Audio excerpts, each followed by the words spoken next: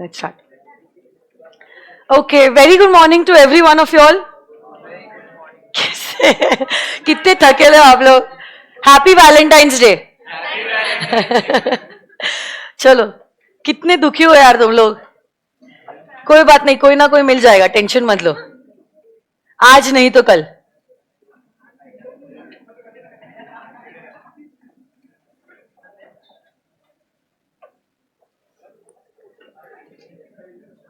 चलो आ जाइए. Pledge by non owners. You all can celebrate this date with your friends at least ना today. इतने सैड होने की जरूरत नहीं है. इसके साथ क्या ही वैलेंटाइंस डे सेलिब्रेट करो. चलो आ जाइए. कुछ लोगों के लिए तो खैर 365 डेज ही वैलेंटाइंस डे है, बाकी हमारे जैसे लोग हैं. चलो आ जाइए. Come on. क्या बताए अभी यार. जैसे तुम्हारी जिंदगी वैसे हमारी जिंदगी है. सुबह 7:30 बजे से क्लास चालू होता है शाम तक. बहुत इमोशनल हो रहा बेटा तू. आजा तू. पढ़ ले बेटा, पढ़ ले. इतना दिमाग लॉ में लगा ले, बस उतना काफी है.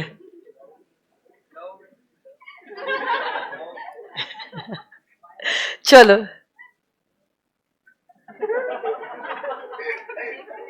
ओके. चलो.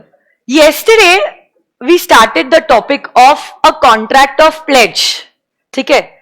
प्लेज में आपको पता है दो पार्टीज है, pleasure and प्लेजी. One person is delivering the goods to someone else for a particular purpose and purpose is security. और जैसे पर्पस कंप्लीट हो जाता है क्या गुड्स को रिटर्न किया जाता है? क्या प्लेज हमेशा फॉर कंसिडरेशन होता है? सिक्योरिटी ही पर्पस होता है? क्या गुड्स का होना जरूरी है? क्या डिलीवरी होना जरूरी है? क्या पर्पस सिक्योरिटी होना जरूरी है? पर्पस होते से ही क्या गुड्स को लौटाना जरूरी है? अगर पेमेंट नहीं मिला है क्या आप नोटिस देकर गुड्स को बेच सकते हो? बट गुड्स को बेचने के पहले क्या नोटिस देना कंपलसरी है? अच्छा, गुड्स को बेचने के बाद क्या सरप्लस हो सकता है? क्या डेफिसिट भी हो सकता है? सरप्लस अगर हुआ है क्या आपकी जिम्मेदारी है सरप्लस लौटाने की? और अगर डेफिसिट है क्या आपके पास राइट है डेफिसिट डिमांड करने की? अरे हाँ या ना? ओके, आ जाइए. Pledge by non owners. और कल हमने आपको एक होमवर्क भी दिया था बेलमेंट और प्लेज के डिफरेंशिएशन का. आप बताओ, बेलमेंट में दो पार्टीज का नाम क्या है? Bailor and bailee. प्लेज के केस में pawner and pawnee. Along with that purpose bailment का क्या कुछ भी हो सकता है, बट प्लेज का पर्पस इज ओनली. क्या बेलमेंट फॉर कंसिडरेशन भी हो सकता है एंड विदाउट कंसिडरेशन भी हो सकता है, whereas pledge is always for consideration. बेली के पास क्या गुड्स को बेचने का राइट है या नहीं है? बट पॉनी के पास क्या गुड्स को बेचने का राइट है? अगर डिफॉल्ट हुआ है, आपने रीजनेबल नोटिस दिया है, फिर भी पेमेंट नहीं मिला है, तब क्या आप गुड्स को बेच सकते हो? बेली गुड्स को यूज कर सकता है if that is the purpose of bailment, और पॉनी गुड्स को यूज नहीं कर सकता है. These goods were pledged only for security. They can not be used by the pawnee. So these were the things that we did yesterday. Now the last concept of contract of pledge is relating to pledge by non-owners. Let's check it out. Okay. First, a pledge by a mercantile agent. अच्छा, agent के बारे में आप लोग जानते हो. Who is an agent? An agent is a person who acts on behalf of someone else. खैर, last kind of special contract is agency, जहां पे हम बहुत डिटेल में एजेंट और प्रिंसिपल के बारे में पढ़ने वाले. बट एजेंट की हल्की सी झलक मैंने ऑलरेडी बेसिक चैप्टर्स में आपको दे ही दी है. तो एजेंट ऐसा व्यक्ति है जो किसी और के लिए काम करता है. एजेंट ऐसा व्यक्ति है जो किसी और के लिए काम करता है. अरे हाँ या ना? तो अब देखो, से फॉर एग्जाम्पल प्रिंसिपल है. प्रिंसिपल की दुकान है कपड़ों की, और यही प्रिंसिपल जो है अब अपने ब्रांचेस सेटअप करना चाहता है. बट अब ये इंसान तो अकेला है, फिजिकली एक ही ब्रांच पे वो रह सकता है, 10 दुकानों में तो अकेला एक साथ नहीं रह सकता है। तब वो सोचता है क्यों ना मेरे दोस्त को मैं ये काम असाइन करूं। अब उसका दोस्त जो है, से फॉर एग्जाम्पल वो मुंबई में रहता है, मुंबई में स्कोप काफी बड़ा है। So now he tells his friend, मेरे बिहाफ पे क्या तुम यहाँ पे मेरे कपड़ों की ये जो दुकान है वो रन करोगे, क्या ये मेरा बिजनेस तुम यहाँ पे सेटअप करोगे? तो दोस्त कहता है ठीक है यार, जॉब वॉब में वैसे भी कुछ खास मन नहीं लग रहा है, लेट्स गो इनटू बिजनेस। अब ये जो दोस्त है वो कपड़े बेच रहा है, बट ये कपड़े उसके नहीं है, इसके ओनर, ये सारे कपड़ों के स्टॉक का ओनर क्या उसका दोस्त है? ओनर कौन है गुड्स का? प्रिंसिपल। ये मुंबई में जो दोस्त है वो सिर्फ कौन है? एजेंट। आपने अकाउंट्स में कंसाइनमेंट अकाउंट्स पढ़ा है? हट गया है सिलेबस से? ठीक है, चलो कोई बात नहीं। तो कंसाइनमेंट अकाउंट्स में कंसाइनर और कंसाइनी होता है। ये जो कंसाइनर होता है ना, वो गुड्स का ओनर होता है, और यही गुड्स को जो बेचता है वो कंसाइनी बेचता है। कौन बेचता है? हाँ या ना? तो गुड्स ओनर के, जो पुणे का दोस्त है, बट बेच कौन रहा है? मुंबई वाला दोस्त। अरे हो कि नहीं? बिजनेस भी जो होगा वो बिजनेस एक्चुअली माना जाएगा ओनर का हुआ है, प्रॉफिट भी जो हुआ है ओनर का हुआ है। तो मुंबई वाले दोस्त को मिलेगा क्या? कमीशन मिलता है। सिर्फ क्या मिलता है? काम करने के पीछे उसको मिलता है कमीशन। अरे ये सुनो गाइस, तो ये जो एजेंट होता है, भले ही बिजनेस उसका नहीं है, धंधा उसका नहीं है, बट वो काम ऐसे ही करता है जैसे कि वो खुद मालिक है। इनफैक्ट आप आगे देखने वाले हो, एजेंट को भी काम ऐसे ही करना होता है जैसे कि वो खुद प्रिंसिपल है। तो अगर ओनर हूं उस दुकान की, उन गुड्स की, उन कपड़ों की, मैं कैसे उन गुड्स का ध्यान रखूंगी? वैसे ही एज एन एजेंट भी मेरे को गुड्स का ख्याल रखना होता है। ये हर एजेंट की होती है जिम्मेदारी। तो अब why did I talk about agency right now? क्योंकि हमारा पहला जो पॉइंट है ना, जो बात करता है प्लेज बाय नॉन ओनर्स के बारे में, वो बात करता है अबाउट अ मर्केंटाइल एजेंट। ये जो एजेंट है वो भले ही गुड्स का ओनर नहीं है। ओनर कौन है? बेटा बातें मत करो आप लोग। कुछ दिक्कत है आपको? कुछ डाउट है? किसी पे शक है?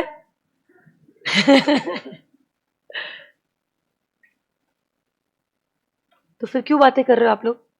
कुछ करोड़ों की डील है तो फिर बता दो, मैं भी उधर आके बैठ जाती हूँ। आज फिर लेक्चर को छुट्टी दे देते, साथ में बिजनेस करते हैं। तो फिर आ जाइए यहां पे। हाँ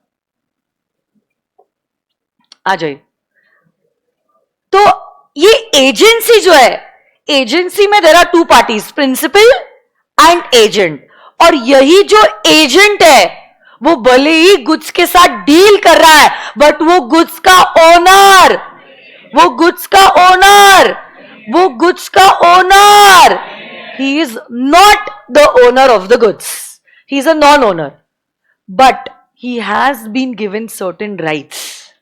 Though he is not the owner of the goods, though he is not the owner of the goods, he has been given certain rights.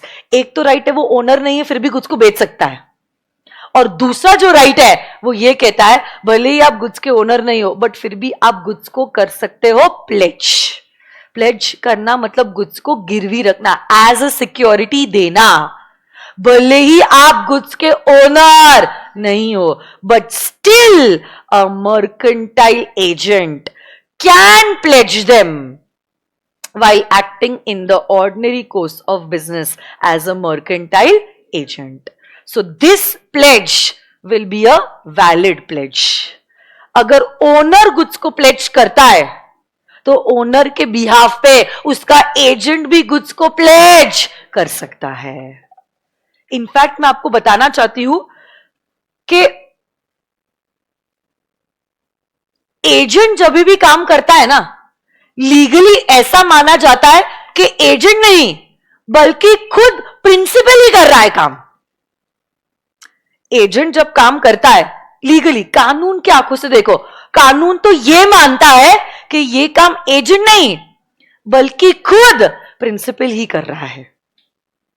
तो he who acts as an agent is himself acting, ऐसा एक Latin phrase है, Latin words और phrase भी मैं आपको बताने वाली हूं जब हम एजेंसी पढ़ेंगे, बट आज मैं सब कुछ आपको नहीं बोलना चाहती हूं एजेंसी के बारे में। जब एजेंसी आएगा तब डिटेल में पढ़ेंगे। जितना आज जरूरी है प्लेज के लिए उतना ही मैं बता रही हूं। तो लीगली तो ऐसा मानते हैं जैसे कि ये सारे काम एजेंट नहीं कर रहा है, बल्कि ये सारे काम प्रिंसिपल खुद कर रहा है। प्रिंसिपल खुद कर रहा है मतलब खुद मालिक ही कर रहा है, और मालिक तो गुड्स का मालिक है, तो वो तो गुड्स को बेच भी सकता है, वो तो गुड्स को प्लेज भी कर सकता है। इसलिए एजेंट को हमने अधिकार दिया है गुड्स को बेचने का भी। बेटा आप भी चले जाओ उसके साथ साथ। कब से आप तीनों का डिस्कशन चालू है और अभी आपका मन भी नहीं लग रहा है वो बाहर गया है, तो आप भी चले जाओ उसके साथ साथ।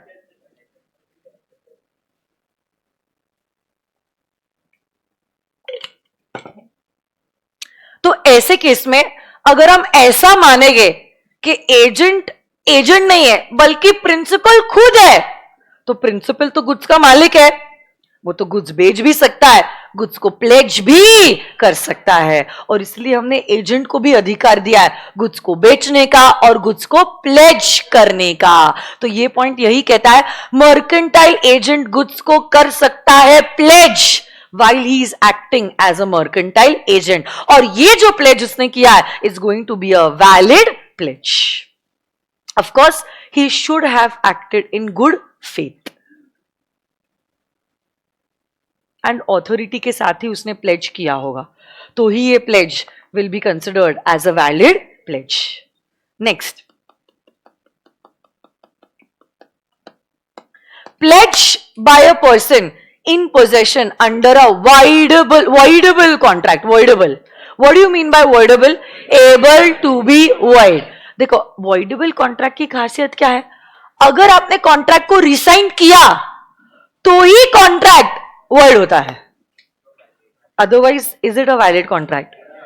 आपने वो पीपीटी आपको याद है जहां पे मालकिन है और उसका नौकर है, और मालकिन ने जमीन जो है 20 लाख की जमीन 5 लाख में ले ली, and this person was under that moral pressure कि अगर मैंने 5 लाख में जमीन नहीं बेची तो मालकिन मेरे को जॉब से निकाल देगी, जो घर दिया है वो घर से निकाल देगी, जो बीवी बच्चों को एजुकेशन का काम का फैसिलिटी दिया है वो भी सारा छीन लेगी। तो बेचारे ने मजबूरी में 20 लाख की जमीन 5 लाख में ली है।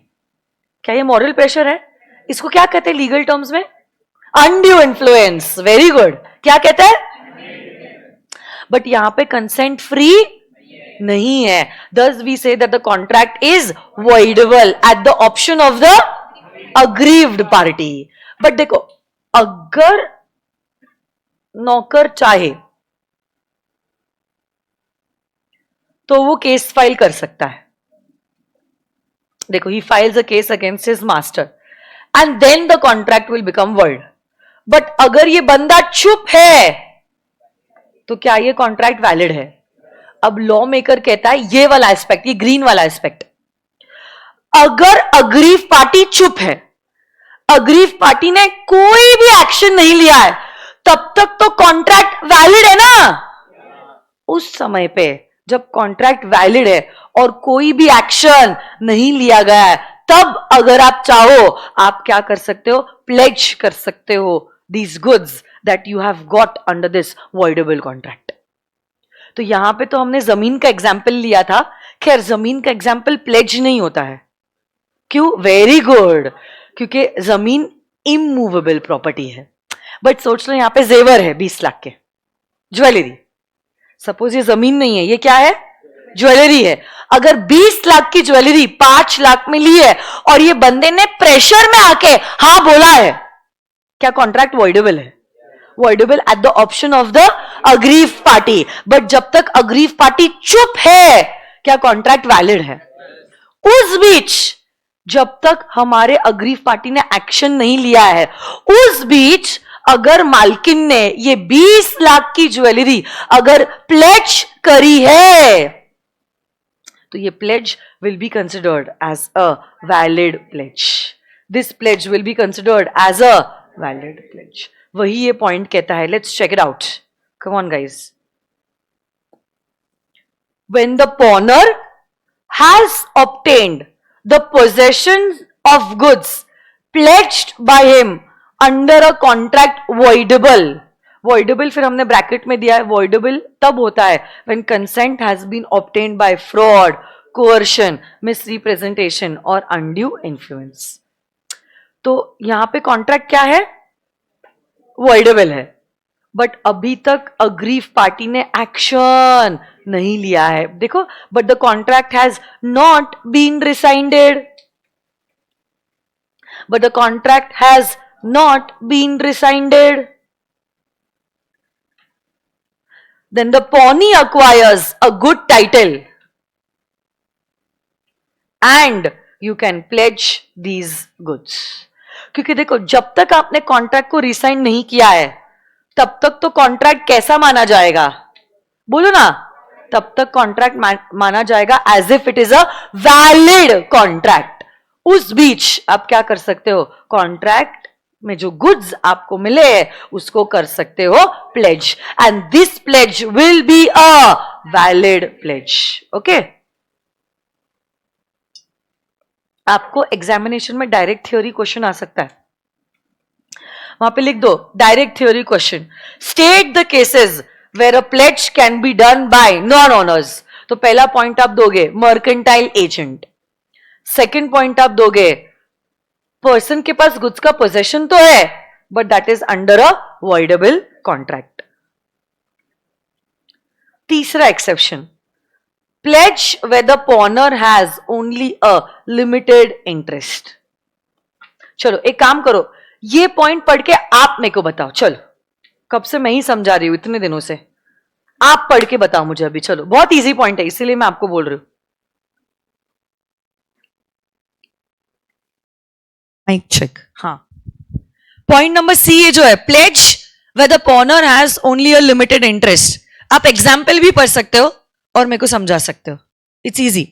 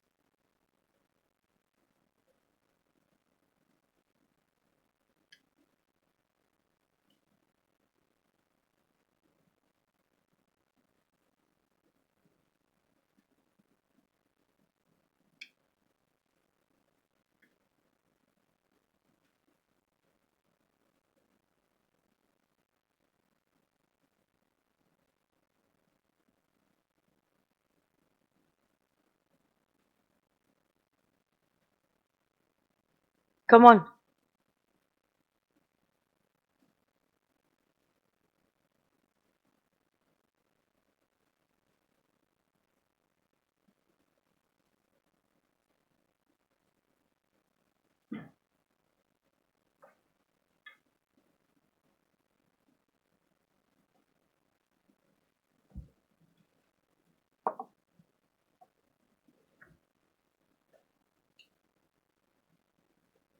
बोलो. इतना डिफिकल्ट जा रहा है आपको?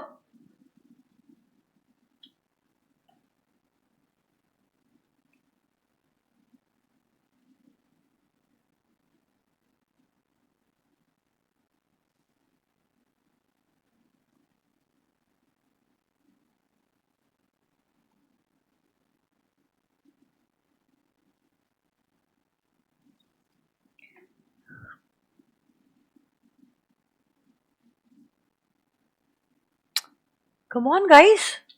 What's wrong with y'all? Virtual kids.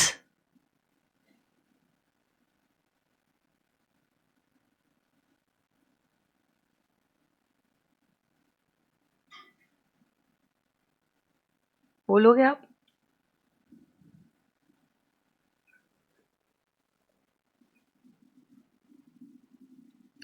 Finder of lost goods is the person who has limited interest and the original owner is only liable to pay the amount incurred by the finder on the goods. Okay, ये जो आपने कहा है रिधिमा वो सही है, but इसको इससे लिंक करा के बताओ ना. प्लेज बाय नॉन ओनर, उस कॉन्सेप्ट को लिंक करके बताओ ना रिधिमा. शशांक, ठीक है, माइक पास करो ना उसको.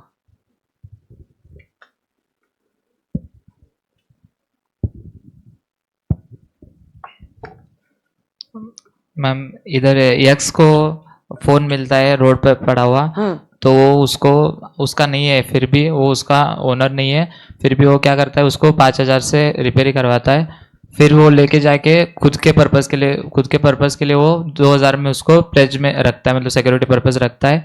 लेकिन अब जब वो नॉन ओनर है फिर भी उसको वो प्लेज कर सकता है क्योंकि उसने उसमें इन्वेस्ट किया है. एंड देन अगर वापस से उसको ओनर को अगर वो चीज चाहिए तो वो 5,000 रुपए दे के उससे वापस ले सकता है. एग्जैक्टली. सुनो क्या बात है, जोरदार तालियां शशांक के लिए.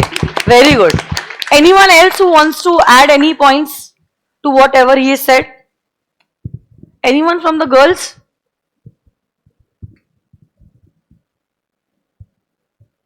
कोई नहीं यहां से? ऐसा क्यों? ठीक है चलो कोई बात नहीं. मैं कहती हूं आपको, देखो फाइंडर ऑफ लॉस्ट गुड्स आप तो पिछले टाइम से ही पढ़ रहे, पिछले टाइम से नहीं, इनफैक्ट कॉसी कॉन्ट्रैक्ट से पढ़ रहे आप. फाइंडर ऑफ लॉस्ट गुड्स क्या गुड्स का ओनर बनता है? अरे बोलो ना. फाइंडर ऑफ लॉस्ट गुड्स क्या गुड्स का ओनर बनता है? तो कौन होता है फाइंडर ऑफ लॉस्ट गुड्स? हाँ, गुड्स का सिर्फ कौन होता है? पोजेसर होता है. अब देखो, एज अ पोजेसर आपने गुड्स के ऊपर कुछ खर्चा किया है. जितना भी आप खर्चा करते हो, you have a right to recover that money. है या नहीं आपके पास वो राइट? वो पैसा रिकवर करना ये आपका अधिकार है, ये आपका अधिकार है. You can recover the amount from the true owner. अब जब तक ट्रू ओनर नहीं मिल रहा है, आपने तो खर्चा कर दिया है, बट ट्रू ओनर तो गुमशुदा ही हो गया है. आप क्या कर सकते हो? उस बीच अगर आप चाहो आप गुड्स को प्लेज कर सकते हो. प्लेज करके आपको जो पैसे मिले हैं वो आप रख सकते हो. But of course yes, your interest will be limited only up to उतना ही अमाउंट जितना आपने खर्चा किया है. उससे ज्यादा आप इंटरेस्टेड नहीं हो, क्योंकि वो गुड्स आपके है ही नहीं. बट हमने आपको अलाव इसीलिए किया है क्योंकि आपने गुड्स के ऊपर खर्चा किया है. तो जितना आप खर्चा करते हो उतना आपका अधिकार बन जाता है, और जितना आपका अधिकार बनता है उतने तक के लिए आप गुड्स को कर सकते हो pledge. So if somebody has a limited interest in the goods, जितना उसका इंटरेस्ट लिमिटेड है उतने अमाउंट तक के लिए वो गुड्स को क्या कर सकता है? प्लेज कर सकता है. You are not the true owner. आप गुड्स के अभी भी ट्रू ओनर नहीं हो, बट फिर भी हमने आपको प्लेज करने का अधिकार दिया है. नेक्स्ट, प्लेज बाय अ को owner who is in possession of the goods. को ओनर मतलब एक से ज्यादा ओनर होना, उनको कहते हैं को ओनर्स. लिख लो तो को ओनर्स का मतलब क्या होता है? एक से ज्यादा लोग जब वही गुड्स को ओन करते हैं उनको कहते हैं को ओनर्स. एक से ज्यादा लोग जब गुड्स को ओन करते हैं, वही गुड्स को जब ओन करते हैं उसको कहते हैं एज को ओनर्स.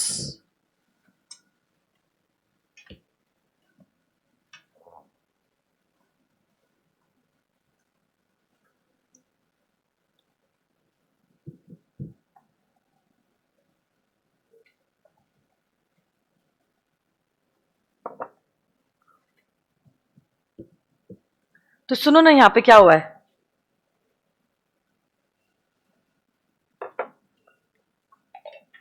सुन रहे हो क्या?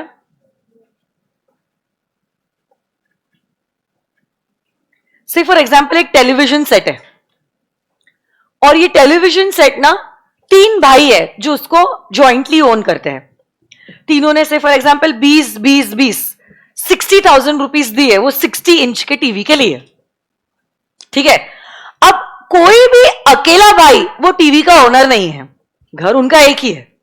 ओके, बट तीनों भी भाइयों ने से फॉर एग्जाम्पल 20,000 20,000 20,000 रुपए डाले। अब देखो क्या हुआ, ये घर का बंटवारा हो गया। अब क्योंकि घर का बंटवारा हो गया, ऐसा तो नहीं होगा टीवी को 3 हिस्सों में डिवाइड कर देंगे, बट अब हमने ऐसा सोचा कि 4 महीने ये भाई के पास रहेगा, 4 महीने इस भाई के पास रहेगा, 4 महीने तीसरे भाई के पास हम ये टेलीविजन सेट रखेंगे। Currently, the television set is in possession with brother A for 4 महीने, ओके। बट भाई ब्रदर ए जो है, क्या वो पूरा ओनर है ये गुड्स का? He is having the possession, but he is only the owner for 1/3 of that television. He is the co-owner. But अभी आप बताओ मुझे, अगर ये भाई इस टेलीविजन सेट को इस्तेमाल ना करते हुए वो 4 महीने के लिए टेलीविजन सेट को प्लेज कर रहा है, प्लेज कर रहा है, उसके पास आया टेलीविजन सेट, बट वो टेलीविजन सेट उसने अपने हॉल में नहीं लगाया, उसने क्या किया, वो टेलीविजन सेट को प्लेज कर दिया, और से फॉर एग्जाम्पल कुछ लोन वोन लिया होगा उसने। आज जब ब्रदर ए इस टेलीविजन सेट को प्लेज कर रहा है, is he the complete owner of the TV set? नहीं, 1/3 हिस्से के लिए ओनर है, बट 2/3 हिस्से के लिए अभी भी तो वो नॉन ओनर ही है ना। फिर भी ये pledge will be considered as a valid pledge. Goods के अगर को ओनर्स है, आप पूरे गुड्स के ओनर नहीं हो, थोड़े हिस्से के लिए ओनर हो, बट बाकी के हिस्से के लिए तो आप नॉन ओनर हो। बट आप थोड़ी ना 1/3 हिस्सा टीवी का प्लेज करोगे, आप तो पूरा टीवी प्लेज करोगे, कुछ के लिए ओनर, कुछ के लिए नॉन ओनर, बट फिर भी ये pledge will be considered as a valid pledge. तो when the goods are owned by many persons and with the consent of all other owners, the possession of the goods is kept with one of the co-owners. यहां पे possession किसके पास था? Brother A. But ये brother A के पास जब goods का possession था, क्या बाकी के लोगों का कंसेंट मिला था? अरे हो कि नहीं? बी और सी के कंसेंट से ही ए के पास पोजेशन था, क्योंकि उन्होंने आपस में डिसाइड किया था 4 महीने ए के पास, 4 महीने बी के पास और 4 महीने सी के पास ये टेलीविजन सेट रहेगा। तो कंसेंट से ही हमने पोजेशन दिया था ए के पास। ए अगर चाहे गुड्स को इस्तेमाल करे, और अगर चाहे तो वो गुड्स को प्लेज भी कर सकता है, and this pledge will be a valid pledge. Pledge तभी वैलिड होगा जब वो बंदा गुड्स को प्लेज कर रहा है जिसके पास गुड्स का पोजेशन है। बट ये बंदा जिसके पास गुड्स का पोजेशन है, वो कंप्लीट ओनर नहीं है, ही इज जस्ट अ को owner of this goods. But जब पोजेशन आया था, दूसरे लोगों का कंसेंट लेकर ही हमने गुड्स का पोजेशन लिया था, okay. And I think the last point is pledge by a seller or a buyer in possession. Actually, this will also be covered under the Sale of Goods Act. आप अभी के लिए सिर्फ यहां पे लिखो refer sale of goods act. हल्की सी झलक देती हूं, बट डिटेल में सेल ऑफ गुड्स एक्ट में होने वाला है।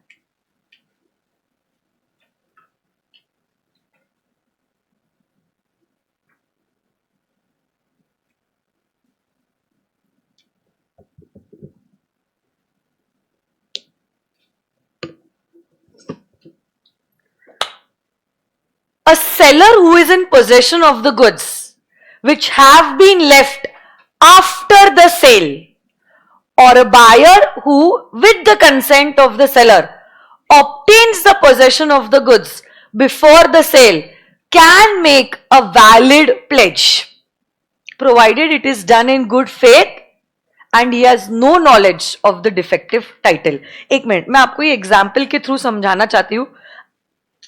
समझा तो क्या बात है, नहीं समझा तो भी कोई बात नहीं है, क्योंकि इन डिटेल में हम लोग इसको सेल ऑफ गुड्स एक्ट में बहुत अच्छे से पढ़ने वाले हैं। एकदम एक एक वर्ड को हम लोग एनालाइज करने वाले हैं सेल ऑफ गुड्स एक्ट में। मैं एग्जाम्पल के थ्रू समझाने की कोशिश करती हूँ, इजी बनाने की कोशिश करती हूँ।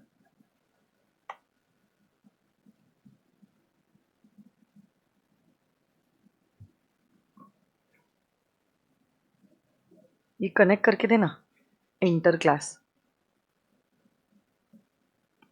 नहीं है कनेक्टेड।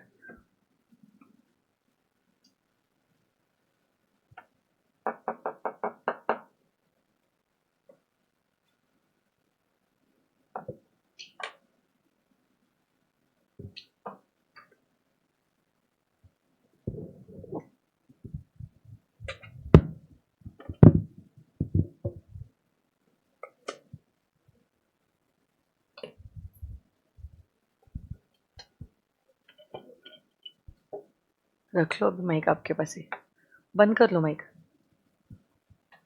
बाद में ले लेंगे। ऑफ कर दो, ऑफ हुआ। सुनो ना यहाँ पे क्या हुआ है।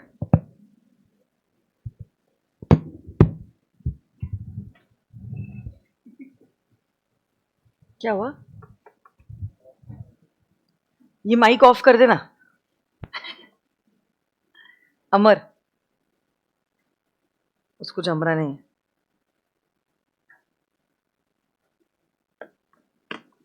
देखो यहां पे क्या हुआ है, से फॉर एग्जाम्पल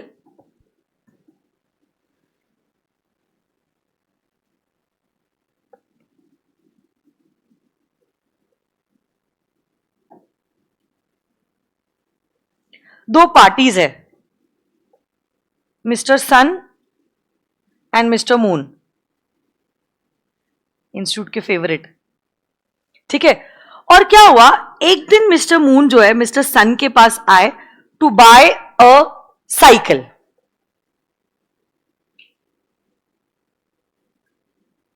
से साइकिल की कीमत थी से 20,000 रुपीज, ठीक है। राइट नाउ साइकिल किसके पास है, दुकान किसकी है, मिस्टर सन। तो ये जो साइकिल है, I am not that good at drawing, समझ लेना।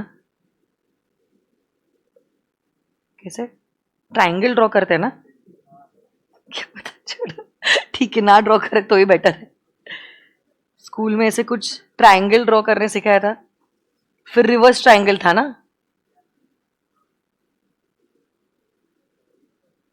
आई डोंट नो, छोड़ो, ठीक है ना करे तो ही अच्छा, ठीक है। I don't know how to draw cycle, कोशिश करते हैं लास्ट टाइम। दो पहिए तो आ गए, हैंडल और सीट ड्रॉ कर लेती हूँ बस।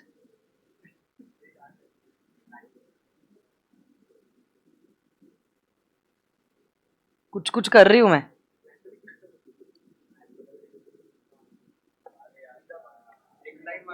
अभी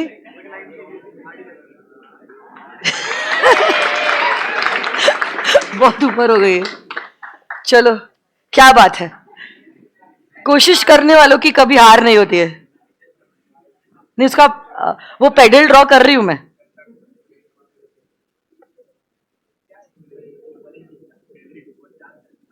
ये पेडल है,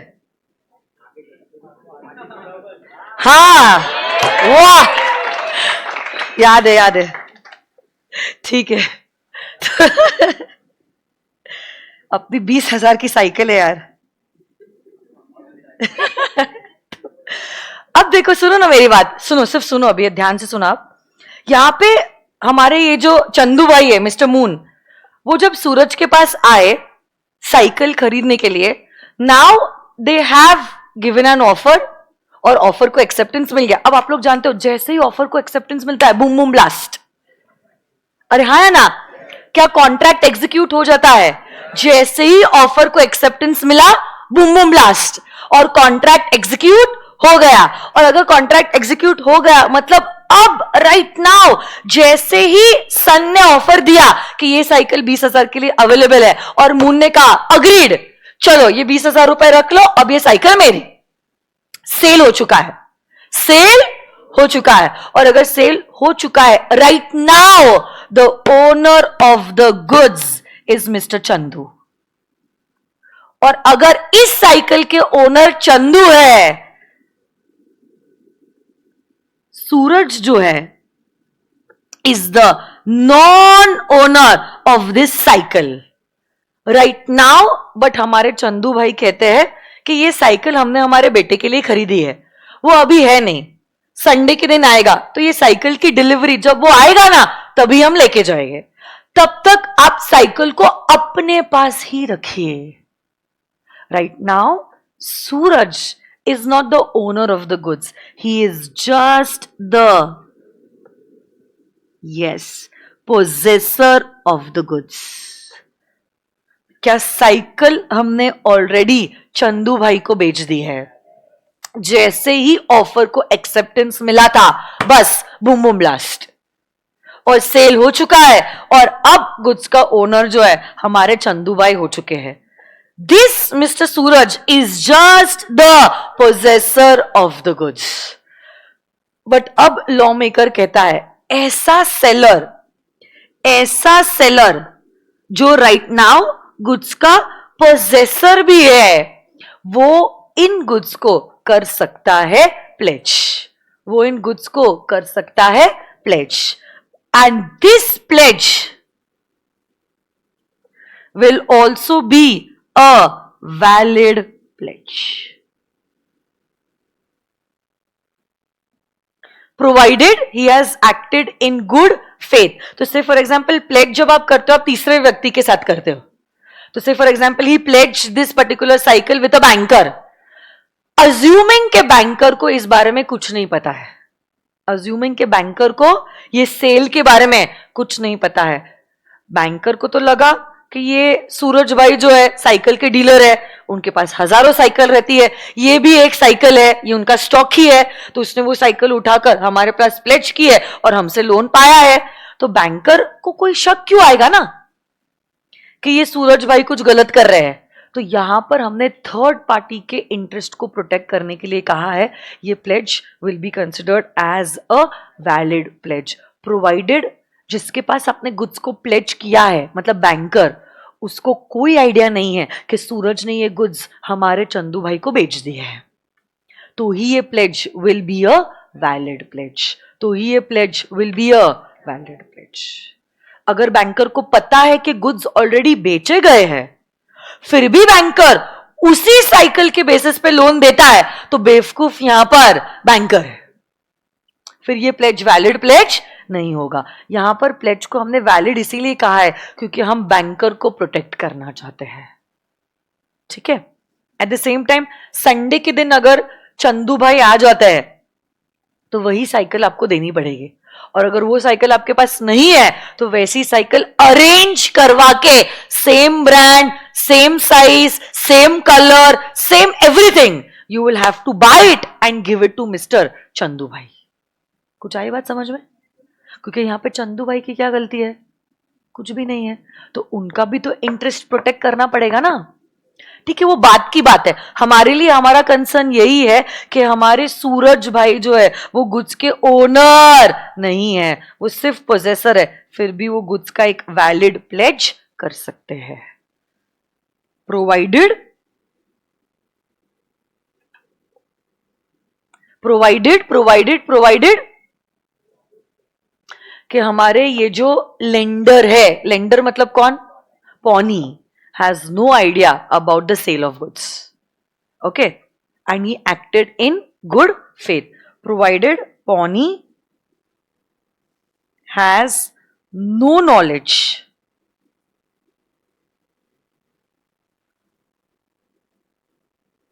about the defective title, that is he acted in good faith. ही म्हणजे कौन? हाँ, ही मतलब पॉनी, बैंकर, बैंकर मेरे एग्जाम्पल में has acted in good faith.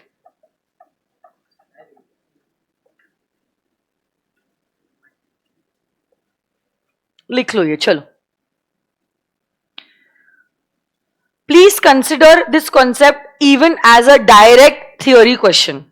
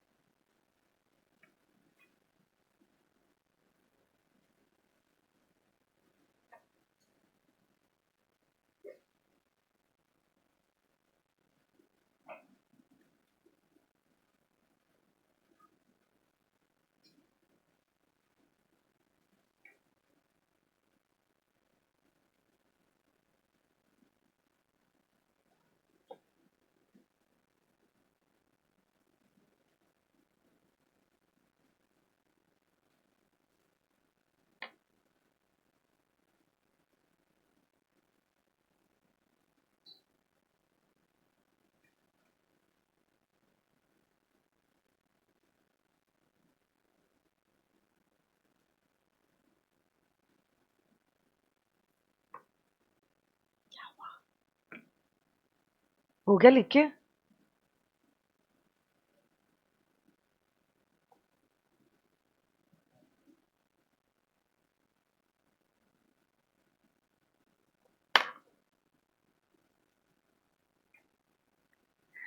In points के ऊपर ना डायरेक्ट थ्योरी क्वेश्चन भी आ सकता है, या तो सुनो ना, इंडिविजुअली ये 5 पॉइंट्स है, कोई भी एक पॉइंट को उठा के institute case study based questions भी पूछ सकता है. मतलब इंटर में तो जितना मैंने देखा है, दोनों टाइप के क्वेश्चन इसके ऊपर पूछे इंस्टीट्यूट ने. डायरेक्ट थ्योरी क्वेश्चन भी कभी कभी पूछा है, एक आधे पॉइंट को उठा के केस बना के उसके ऊपर सवाल पूछ लिया, जैसे अपना कॉसी कॉन्ट्रैक्ट था ना, वैसा टाइप का.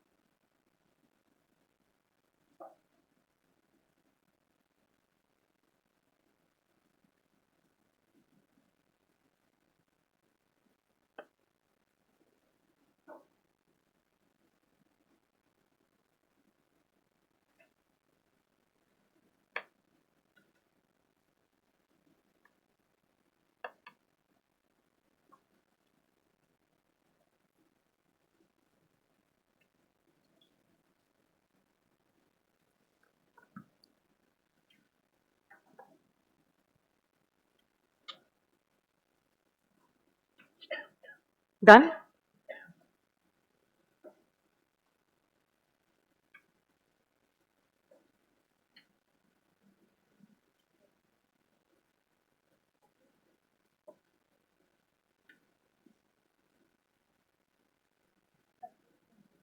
साइकिल बनाई आपने?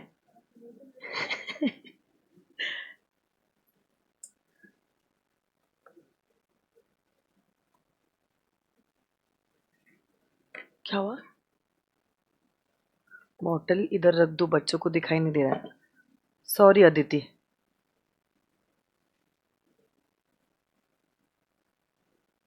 डन.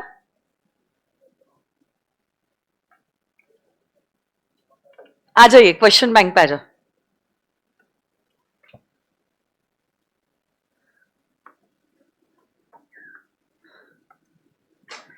आपकी टेक्स्ट बुक में लिख दो, can be asked as a direct theory question. आपकी टेक्स्ट बुक बोलनी चाहिए. आपने क्वेश्चन नंबर 2 होमवर्क की तरह ऑलरेडी कर लिया है, and that is the difference between bailment and pledge. But यहां पे प्लीज लिख लो, refer text book. I do not want you all to write down the differentiation in paragraph format. हमने टेक्स्ट बुक में आपको डिफरेंशिएशन टैब्यूलर फॉर्मेट में दिया है. Boys and girls, come on guys, it's okay. Valentine's day is not the end of your life. कितने थके हुए हो आज? ये देखो, ये डिफरेंशिएशन हमने जो आपको टेक्स्ट बुक्स में दिया है, this is the tabular format. यही फॉर्मेट में आपका डिफरेंशिएशन लिखा होना चाहिए. Do not right it in a paragraph format. तो यहां पे लिख दो, please refer text book page 141.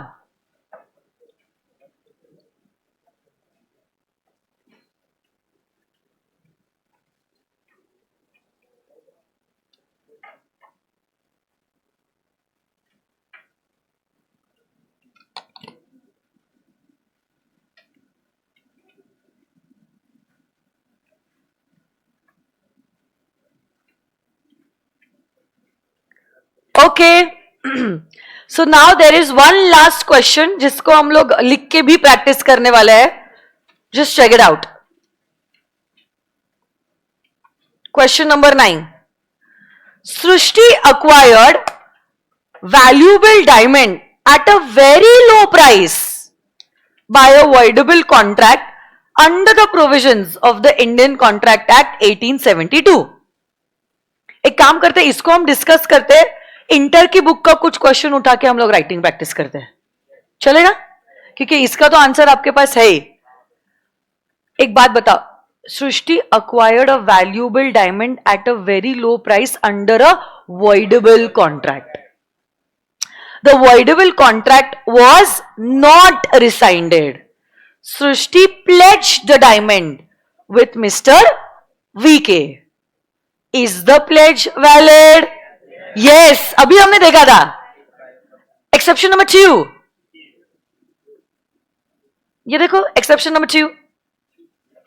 Pledged by a person in possession under a voidable contract. अगर voidable contract के द्वारा आपको कुछ goods का possession मिला है और अभी तक आपने कॉन्ट्रैक्ट को रिसाइन नहीं किया है, तब आप गुड्स को प्लेज कर सकते हो और ये pledge will be a valid pledge. तो ये पॉइंट बी के वहां पे लिख दो, क्वेश्चन नंबर 9.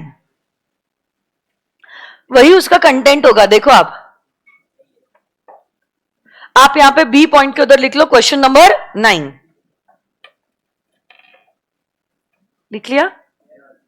आंसर देख लो एक बार. ये देखो, pledge is valid, but why is it valid? ये तो कंक्लूजन है. रीजनिंग क्या दोगे आप? जब भी कोई पर्सन जिसके पास गुड्स का पोजेशन है अंडर अ वॉइडेबल कॉन्ट्रैक्ट, और ये जो वॉइडेबल कॉन्ट्रैक्ट है, it has not yet been rescinded till the time of the pledge, तो ऐसे केस में माना जाएगा the pledge is a valid pledge. Yes no guys? Okay, so I just remove मेरे सीए इंटर के कुछ questions. हमने जो स्पेशल कॉन्ट्रैक्ट्स किए ना, उसके ऊपर के कुछ questions. Let's see if you can give the answer, and we will also do 1 question का राइटिंग प्रैक्टिस. ठीक है?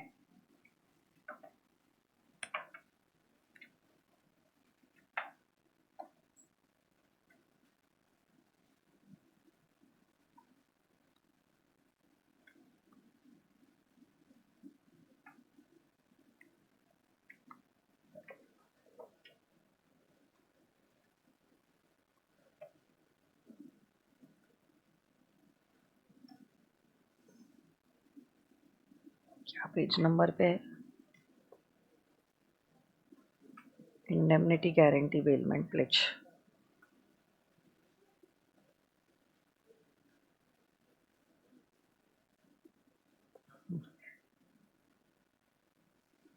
बहुत सारे क्वेश्चंस है. आप लोग अगर चाहते हो ये क्वेश्चन बैंक भी मैं शेयर कर सकती हूँ आपके साथ for additional practice if you want. ठीक है, आई विल डू दैट. इसमें तो मैंने ये बच्चों को कराया था, तो मैंने मार्किंग की है. ठीक है ना? उससे क्या ही फर्क पड़ता है.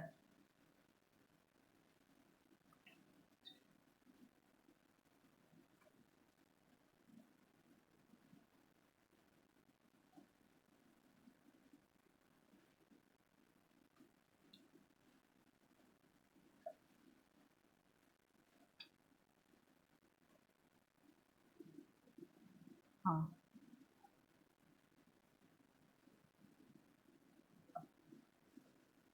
ये क्वेश्चन है, बहुत सही क्वेश्चन है. ये देखो, Sunil delivered his car to Mahesh for repairs. Car किसकी है? ओनर कौन है? पोजेसर कौन है? पर्पस क्या है? तो ये क्या है, बेलमेंट या प्लेज? बेलमेंट या प्लेज? बेलमेंट, क्योंकि गुड्स है, गुड्स की डिलीवरी है, और क्या पर्पस है. Mahesh completed the work but did not return the car to Sunil within a reasonable time. Though Sunil repeatedly reminded Mahesh for the return of the car. Okay, मुझे बताओ, answer मत देखो, बताओ मुझे, क्या बेलमेंट का पर्पस कंप्लीट हो गया? पर्पस कंप्लीट होने के बाद क्या जिम्मेदारी होती है बेली के? To return the goods back to the bailer. और अगर आपने गुड्स को रिटर्न नहीं किया पर्पस कंप्लीट होने के बाद भी, the goods will lie at the risk of the bailee. हाँ या ना? Now in the mean time, अच्छा अगर कुछ नुकसान हो गया, हु विल बी जिम्मेदार फॉर दिस नुकसान? Bailee. In the mean time मतलब उस बीच, a big fire occurred in the neighbourhood and the car was destroyed. Now decide whether Mahesh will be liable under the provisions of the Indian Contract Act. But yes or no तो कहना बहुत आसान है ना? But हमारा तो examination ऐसा सवाल और 4 गोले गोला वाला नहीं है. Yes, no, don't know, can't say. और what kind of contract is this? Indemnity, guarantee, bailment, pledge, गोला लगाओ, जय माता दी. ऐसा होता तो सही होता था. हमारा जो अभी आंसर है डिस्क्रिप्टिव है, so let's try to write down the answer. आप सिर्फ इस क्वेश्चन का फोटो ले लेना और आप आपके नोटबुक में 4-5 लाइंस छोड़ दो और फिर आप घर पे जाके ये क्वेश्चन आप लिख लेना. ठीक है, वर्चुअल किड्स में आप लोगों को इसका स्क्रीनशॉट दे देती हूँ क्योंकि स्क्रीनशॉट एप्लीकेशन में लेना अलाउड नहीं है. आंसर हम आपको लिखवा रहे हैं जैसा एक्सपेक्टेड है फ्रॉम द आईसीआई.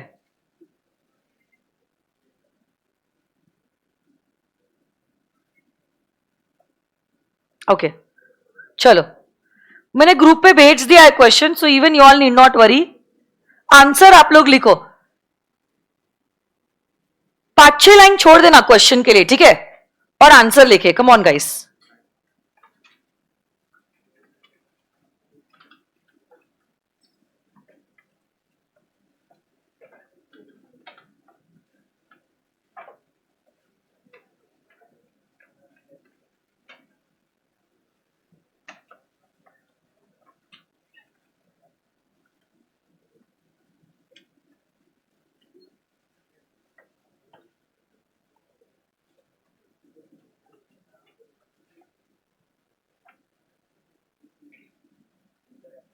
क्या हुआ, क्या हुआ? आपको पता है आपको कैसे करना है? Small margin besides the main margin of your notebook.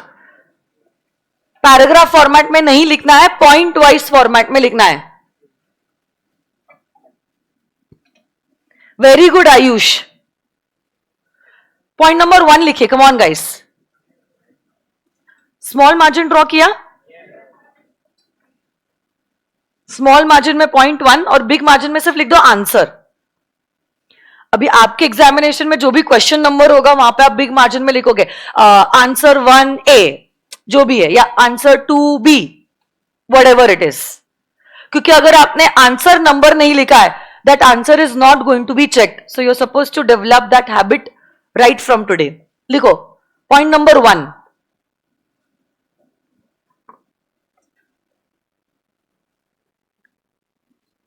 आप पॉइंट नंबर 1 में क्या लिखते हो? लॉ का प्रोविजन लिखते हो. ठीक है, तो लॉ का प्रोविजन यहां पे आप बताओ, प्रोविजन में आप क्या लिखने वाले हो? हर बेली की रिस्पॉन्सिबिलिटी होती है. क्या रिस्पॉन्सिबिलिटी होती है? एक मिनट बुक देना ना, कितना ध्यान. जैसे ही पर्पस कंप्लीट हो जाता है क्या गुड्स को लौटाना पड़ेगा? तो वही प्रोविजन हम बुक की लैंग्वेज में लिखेंगे. पॉइंट नंबर 1 में लिखो, it is the duty of every bailee, it is the duty of every bailey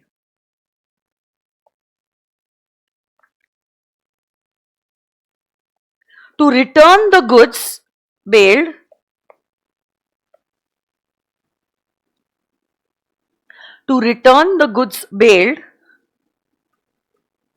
as soon as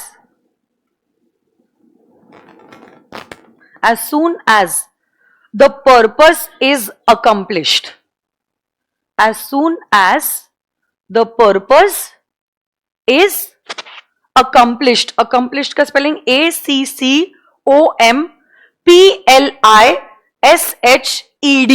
As soon as the purpose is accomplished. Point 1 में ही अगले लाइन पे ये सेंटेंस लिखो. If the goods are not returned at the proper time, if the goods are not returned at the proper time, then the bailey is responsible. Then the bailey is responsible to the bailor for any loss in the goods.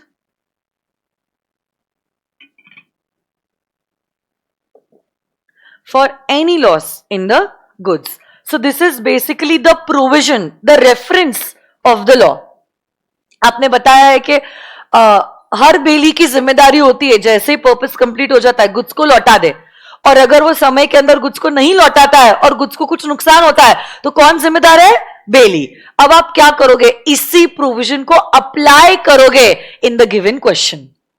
तो अब point number 2, आप लिखोगे in the given case,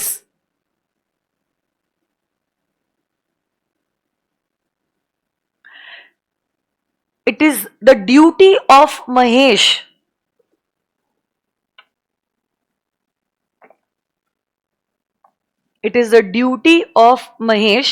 to return the car to Sunil,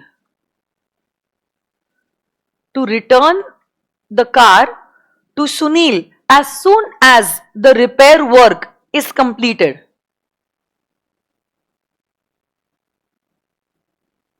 As soon as the repair work is completed.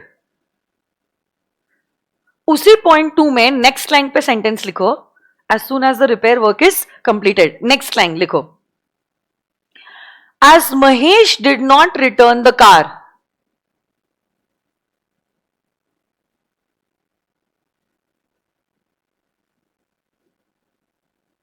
as Mahesh did not return the car within reasonable time,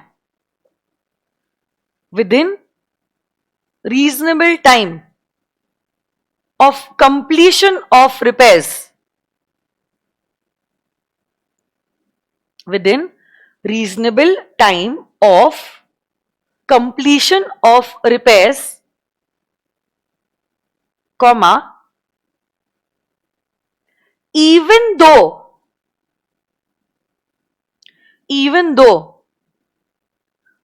the car was destroyed,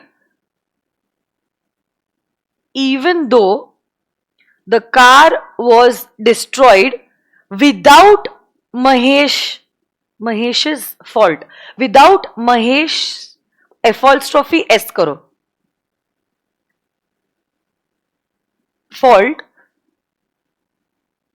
he would be liable. Without Mahesh's fault, he would be liable. Or next, point number 3.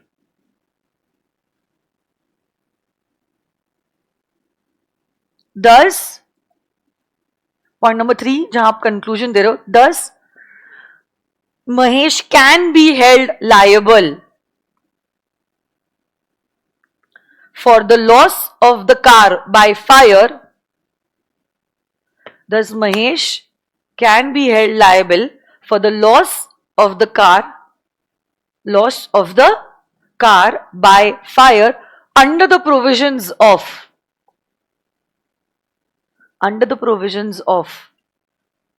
the Indian Contract Act 1872. Indian का I capital, contract का C capital, act का A capital, comma करके 1872, the year when the act was enforced. Thus Mahesh can be held liable for the loss of car by fire under the provisions of the Indian Contract Act 1872. जैसा सवाल पूछा है वैसे हमने conclusion डाला है कि क्या महेश लायबल हो सकता है under the provisions of the ICI, वैसा ही लिखा है. हाँ, महेश को आप लायबल ट्रीट करोगे, बट किसके लिए? Loss of the car by fire under the provisions of the Indian contract act 1872. So this is a 3 marks question. इतना एक्सपेक्टेड है आपसे लिखने के लिए for this 3 marks question. Got it? चलो, thank you so much. Tomorrow would be the test. Okay, and I will see you all then day after tomorrow. कल का timing क्या होगा हम ग्रुप पे डाल देंगे. Thank you, bye bye.